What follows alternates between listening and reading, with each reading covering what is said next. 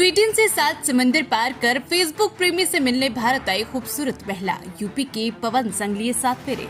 Social media का प्यार आजकल खूब देखने को मिल रहा है। ऐसे में स्वीडन से यूपी पहुंची फेसबुक प्रेमिका ने अपने प्रेमी से भारतीय संस्कृति के अनुसार शादी रचाई। उत्तर प्रदेश के ईटा जनपद के एक छोटे से कस्बे आवागढ़ के किसान परिवार में जन्मे 30 साल के पवन कुमार शुक्रवार को स्वीडन की रहने वाली क्रिस्टल रिबक के साथ फेरे लेकर हमेशा के लिए एक दूसरे के हो गए।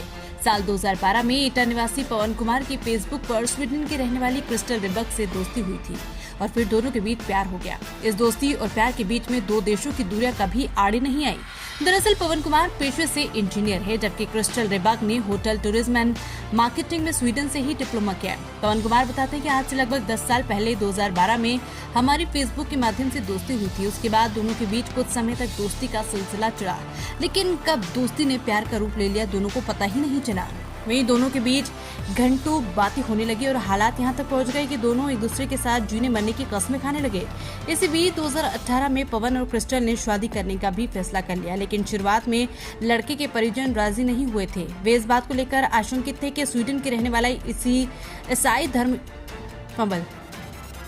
वे इस बात को लेकर आशंकित थे कि कहीं स्वीडन की रहने वाली ईसाई धर्म की लड़की के साथ शादी कैसे हो पाएगी। वहीं अगर शादी हो भी जाएगी तो क्या ये शादी बाद में सफल हो पाएगी? क्या एक विदेशी लड़की भारतीय परंपरा के अनुसार ढल पाएगी? लेकिन पवन कुमार ने काफी समझाने बुझाने के बाद उनके परिजन विदेशी लड़की से शादी करने को तैयार हो गए। पवन कुमार बताते हैं कि फेसबुक से 2012 में हुई दोस्ती के बाद 2018 में एमटेक करने के दौरान उन्होंने शादी करने का निर्णय लिया। दोनों के प्यार के बीच नहीं आया धर्म। पवन DRDO के देहरादून में स्थित instrument research and development establishment IRDA lab में रिसर्च फेलो के रूप में जुलाई 2020 से सितंबर 2021 तक कार्यरत रहे। इस समय वे और उनकी पत्नी दोनों ही बेरोजगार हैं। इससे पहले क्रिस्टल स्वीडन के किचन स्टोर में काम करती थी। दोनों की प्लानिंग है कि दोनों जॉब करेंगे और आर्थिक रूप से कुछ मजबूत होने के बाद बिजनेस करेंगे। पवन कहते हैं कि वे शादी के बाद एक अच्छा फ्यूचर बनाना चाहते हैं। वे बताते हैं कि मैं स्वीडन जाकर जॉब करना चाहती हूँ। इंडिया में जॉब चाहते थे लेकिन वो नहीं हो सका। पवन बताते हैं कि क्रिस्टल से 10 साल की दोस्ती के दौरान वो 6 से 7 बार इंडिया आई हैं। पवन कहते हैं कि उनकी शादी पूरे हिंदू रीति रिवाज से ही संपन्न हुई, जिस पर क्रिस्टल को कोई ऐतराज नहीं।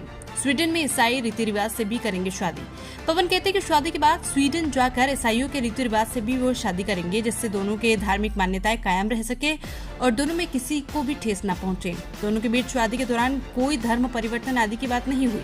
शादी के बाद भी क्रिस्टल ईसाई और पवन हिंदू धर्म में रहेंगे। जब उनसे पूछा गया कि दोनों की शादी में धर्म कोई बाधा तो नहीं है, तो उन्होंने कहा कि अब हम दोनों के बीच 10 साल की पुरानी दोस्ती है।